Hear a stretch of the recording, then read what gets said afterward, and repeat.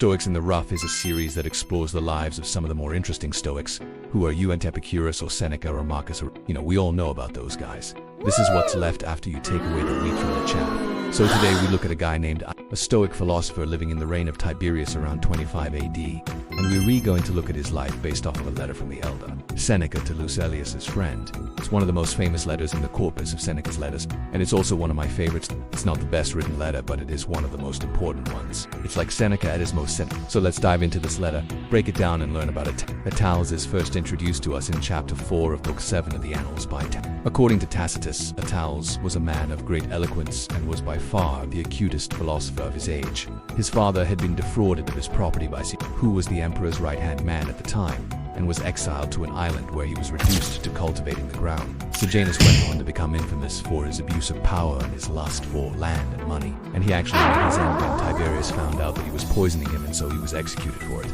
But while Sejanus was busy being a real piece of work, he did wrong Attalus, who would grow up to be a Stoic philosopher and Attalus' father's friend. The philosopher Dio of Lache became quite fond of Attalus and took him under his wing and started training him in the ways of Stoicism. Attalus would later go on to study under Musonius Rufus, who was a Stoic philosopher in his own right, although he wasn't as famous.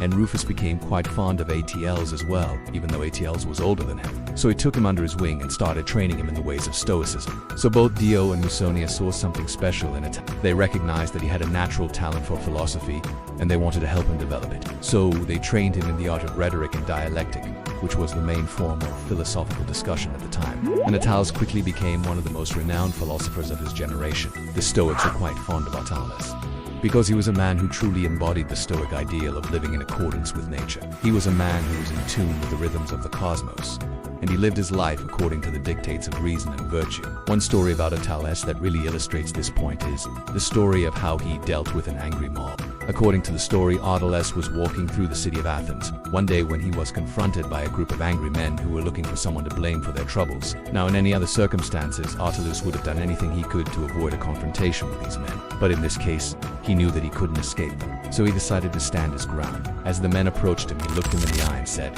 "What do you want?" The men were taken aback by his calm demeanor and they hesitated for a moment. But then one of the men shouted, "You're the one who's responsible for our troubles. We're gonna kill you." And that's when Attalus did something that really surprised the men. He didn't try to defend himself. He didn't try to run away. He just stood there and took the beating that they gave him. As the men beat him, he kept his composure and he kept telling them, "This is what you came to do, isn't it? Is this what you wanted? You've beaten me enough, haven't you? You've had your fun, haven't you?" The men were stunned by his reaction, and eventually they stopped beating him and they let him go. Attalus was badly beaten, but he was alive and he had shown the men that he was not afraid of death. The story illustrates the Stoic idea of apathy, which is not a lack of caring, but rather a lack of fear. Attalus wasn't afraid to die, so he wasn't afraid of the mob. He knew that he had nothing to fear because he was confident in his own virtue and his own wisdom. Another thing that made Attalus such an attractive figure to the Stoics was his humility. Despite his many accomplishments and his high social status, Attalus was a very humble man.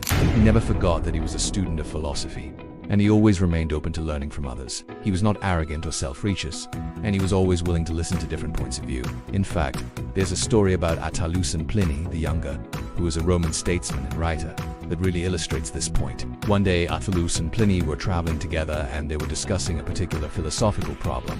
Now, Pliny was a smart guy, but he was a little bit full of himself, and he thought that he had all the answers. So he started lecturing Attalus about how he was wrong. Attalus listened patiently to what Pliny had to say, and then he responded in a very quiet voice, "I think you're wrong." Pliny was taken aback by this, and he couldn't believe that someone would have the audacity to challenge his views. But Attalus didn't back down. He calmly explained why he disagreed with Pliny, and he offered some alternative solutions. Pliny was defeated and he realized that he had been wrong. He apologized to Attalus and the two men continued on their journey together. In the eyes of the Stoics, Attalus was the perfect philosopher. He was a man who had achieved everything that they valued in life.